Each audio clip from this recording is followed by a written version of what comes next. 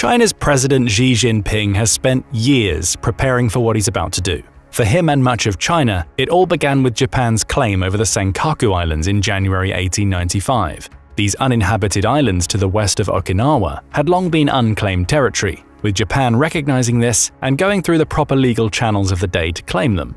That control hasn't wavered much since. Granted, Japan temporarily placed the islands under US administration following World War II, but they came back to Japan following the 1972 Okinawa Reversion Agreement. China didn't care about these islands for the longest time. That is until the 1970s and the discovery of oil in the East China Sea. Currently, the US Energy Information Administration claims that there are 200 million barrels of proven reserves near the Senkaku Islands, with China believing the actual resources available may be as many as 160 billion barrels. China wants that oil. To get it, China will need to control the Senkaku Islands. That's why Xi has spent the past few years trying to intimidate the Japanese government into handing them over by sailing Chinese military ships within Japanese territorial waters. The gambit hasn't worked. All Xi has achieved is raising the tensions between China and Japan. China's president doesn't care. He's done with gently prodding Japan with territorial incursions. Now he's ready to fight, not only over the Senkaku Islands, but for full control of both the South and East China Seas, so he can finally realize his ambition of making China the only major power broker in the Indo-Pacific. To do that, Xi decides he needs to finally do what China has historically struggled to do. He needs to put to rest China's century of humiliation in which Japan played such a huge role. Xi decides that China must declare war on Japan to take full control of the Indo-Pacific. Hour 1. Xi knows that any battle with Japan must be conducted at sea. The two countries are separated by the East China Sea, which will serve as the main battleground in what Xi hopes will be a quick naval victory. He knows that China has an advantage in terms of pure numbers. China's navy is the second largest in the world with 730 assets compared to Japan's 155. Xi knows he has more submarines, 61 to Japan's 23, as well as 13 more destroyers, 38 more frigates, and 66 more corvettes. Then there's his ace in the hole, a pair of aircraft carriers that will enable him to bring some of China's 1,207 fighter aircraft into the battle. Those carriers won't be part of the initial attack. Instead, Xi takes a sly approach. Sending out several small naval patrols, each containing a trio of warships along with smaller patrol vessels, he allows his ships to encroach on Japanese territory.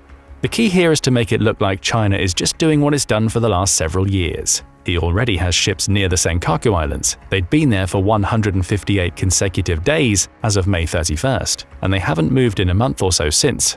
Xi has also established a pattern of intrusions that cause Japan to send out its own ships to watch and, in some cases, escort China's ships out of Japanese territory. He's going to use that response to his advantage. 8 patrols have been sent out simultaneously, each led by a Type 055 destroyer and supported by smaller warships, essentially allowing China to create a barricade around Japan. As expected, Japan sends out warships and maritime aircraft of its own to monitor the Chinese incursions, as it's done so many times in the past. This time, however, it's different. Xi waits for his ships to get into position before giving the order: fire. The Type 055 cruisers cause the most damage. Each is a guided missile cruiser, capable of displacing 13,000 tons at full load. The ships are just over 590 feet long, making them some of the largest warships in China's arsenal, and can travel at speeds of up to 30 knots. However, it's their weapon loadouts that have made them the choice for these initial strikes. Each is equipped with a 112-cell vertical launching system that's capable of firing a range of missiles.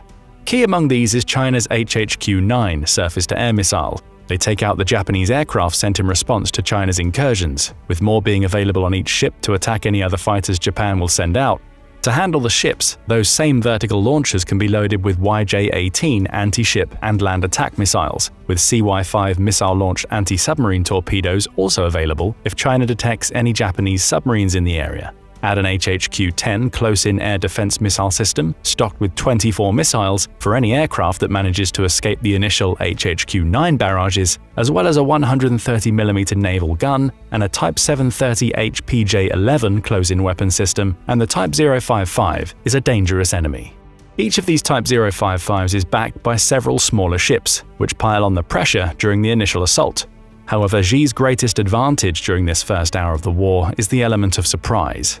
Though Japan routinely sends out ships to shadow the Chinese ships that encroach on its territory, they don't anticipate an attack. Missiles are landing on hulls and taking out aircraft before Japan even has a chance to react. By the end of the initial strike, China has dealt a major blow to Japan's navy. Japan's typical response to China's incursions is to send out an Abukuma-class destroyer escort, a Sugashima-class minesweeper, and both P-1 and P-3C maritime patrol aircraft. 2 ships and 2 aircraft per Chinese incursion add up to Japan losing 16 ships and 16 of its planes. Granted, it manages to sink a handful of China's smaller warships as it responds to the attack, but China has won the initial battle. Japan is scrambling to formulate a stronger response. Hour 2. Chaos reigns in Japan's Maritime Self-Defense Force, or JMSDF. The country's Minister of Defense, Minoru Kihara, finds himself being bounced from pillar to post as he tries to coordinate a response to the initial attack. Orders are given for ships to dispatch from all of Japan's naval bases. The 43rd Mine Warfare Force leaves Sasebo Naval Base, with its goal being to escort Japan's fleet and aviation groups. Units from Japan's Fleet Escort Force, Fleet Submarine Force, and Mine Warfare Force are dispatched from the Kura Naval Base. The Self-Defense Fleet and Maizuru District Force dispatched from Maizuru Naval Base. And from the Ominato Naval Base come the Ominato District Force, a Fleet Escort Force, and the Ominato Coastal Safety Force. An impressive response. However, Kihara knows that it won't be enough. China's navy outnumbers Japan's by nearly 5 to 1, and reports are already coming in that the initial Chinese force is being supplemented by new ships. China is looking to fill the East China Sea with vessels to pen Japan as close to its own coast as possible, forcing Japan's ships into a situation in which they have little room to maneuver. Less room means fewer chances of avoiding the missile barrages that start raining down on Japan's ships. Japan is going to need help. Kihara encourages Fumio Kishida, Japan's Prime Minister, to contact President Joe Biden and ask for help. Hour 3. Kishida's call doesn't come as a surprise to Biden. The United States has 120 military bases in Japan, in which it has stationed 53,246 troops, so Biden knew of the attack the moment it happened. He also knows that Kishida is going to ask, Japan's Prime Minister needs the United States to come to its aid. The US has an obligation to do so to an extent. It signed a defense cooperation agreement with Japan that says the US Navy and Japan's self-defense forces will cooperate in any instance where an enemy launches a ballistic missile attack on Japan. That's already happened. Several of the missiles the Type 055s and their support ships fired fall under the ballistic category. However, Biden also knows that the cooperative agreements provide him with some breathing space. The US is only obligated to provide Japan with any intelligence necessary for its counterattack, with the choice of involving American forces in that counterattack being considered as the US deems necessary. In other words, Biden doesn't have to use the US military to defend Japan.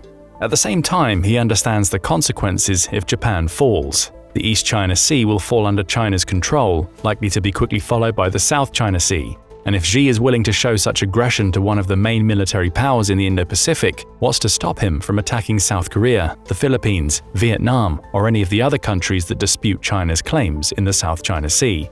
And if China controls both the East and South China Seas, it also controls massive oil reserves and transit through the region.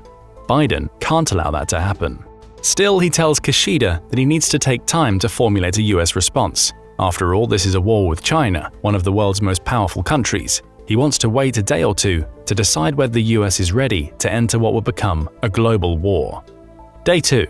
Xi is happy with how his strategy has played out so far. He anticipated Japan sending out almost its entire navy to respond to China's attack, with his decision to have a larger fleet ready to sail to Japan to box those ships in proving a masterstroke. Now the two navies are engaged in a tit-for-tat battle in which they're firing missiles and sinking each other's ships. Xi knows that he has more ships available, meaning that he will eventually win that battle. But he can't become complacent. The threat of the United States entering the conflict is clear in his mind. He knows about Japan's defensive agreements with the US, and he's a little surprised to see that America hasn't sent out ships of its own yet. All the better for Xi. He has a plan that he hopes will severely hinder what he sees as the inevitable US involvement in this operation. Day 3. Kishida and Kihara are growing more frustrated. They expected the United States to immediately approve the sending of ships and aircraft it had stationed in Japan into the Indo-Pacific theater to support the Maritime Self-Defense Force.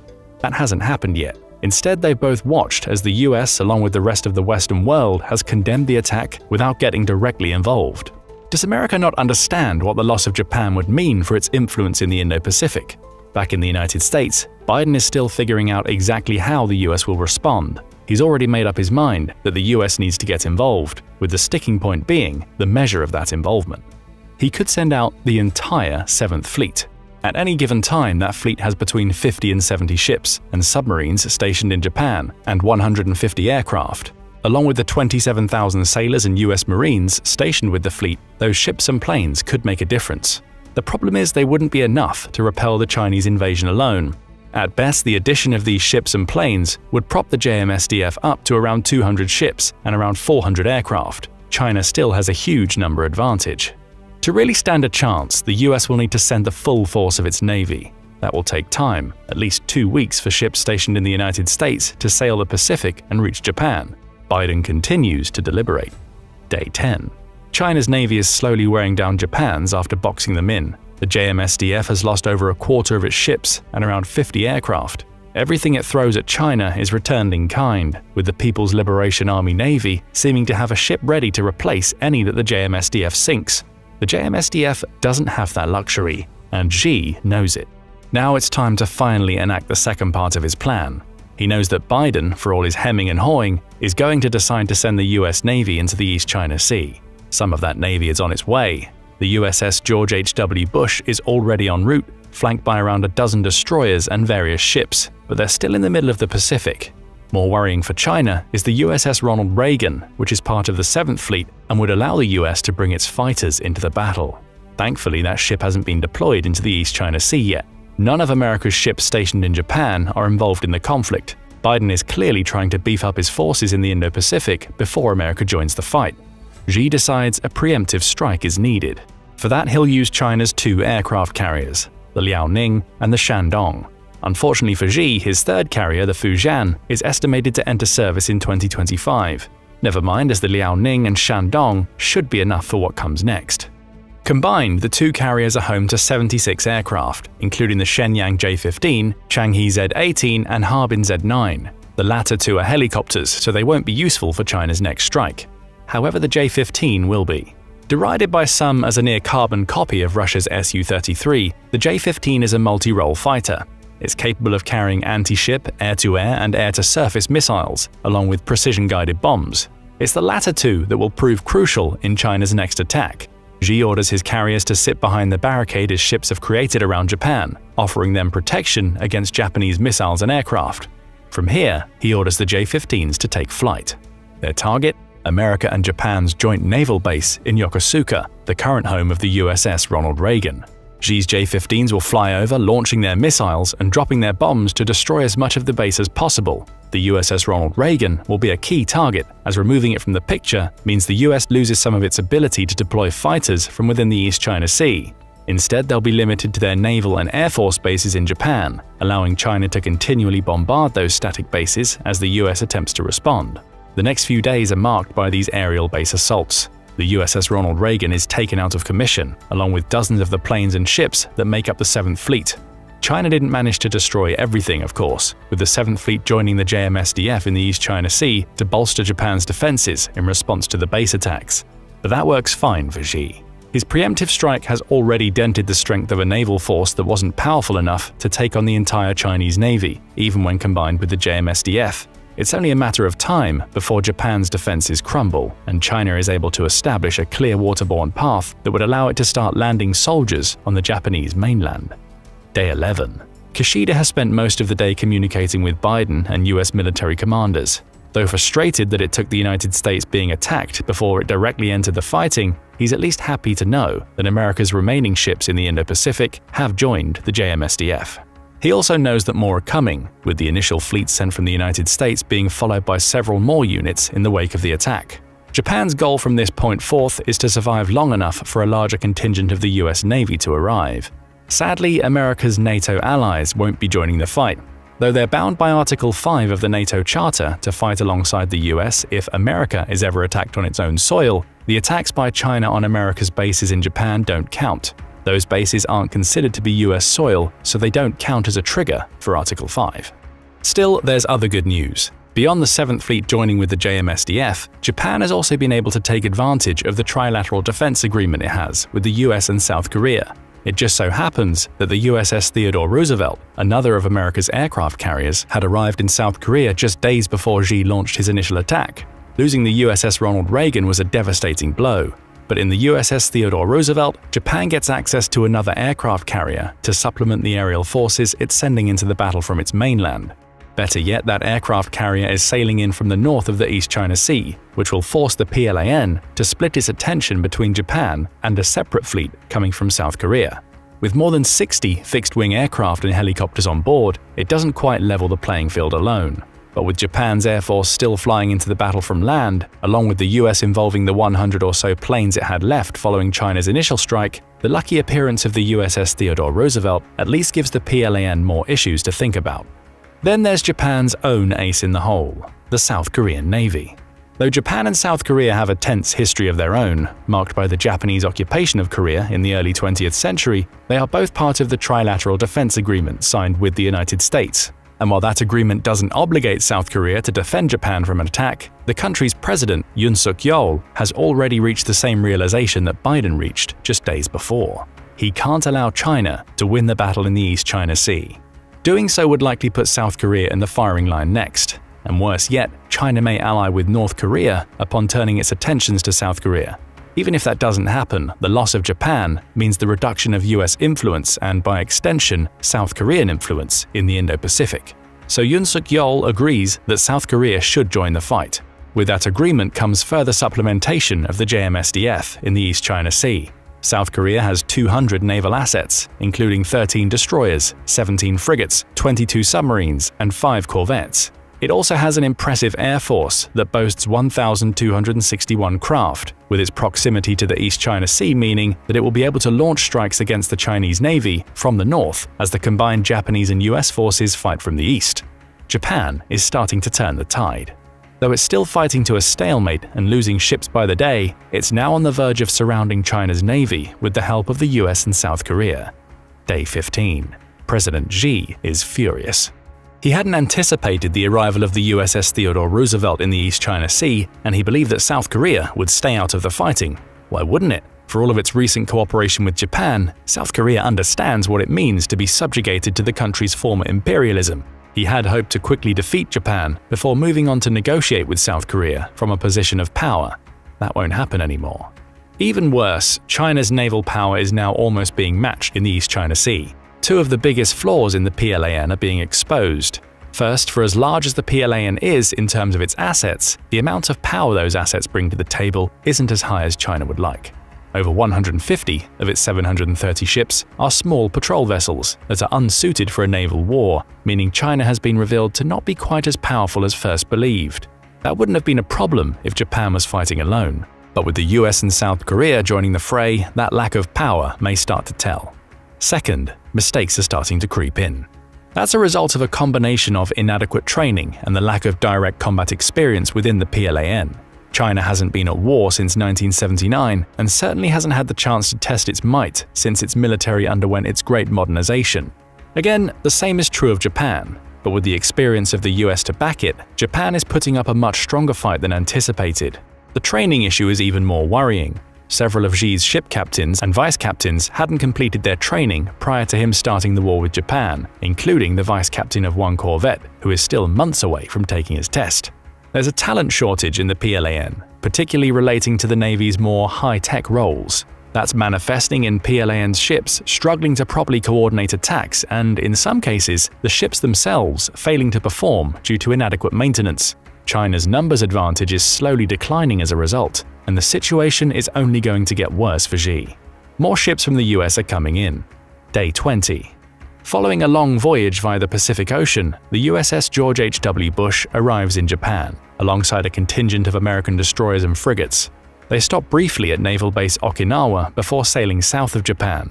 That initial fleet's job will be twofold: attack China's navy in the East China Sea from the south, while simultaneously creating a barrier between the East and South China Seas to hinder China's attempts to send more of its ships into battle.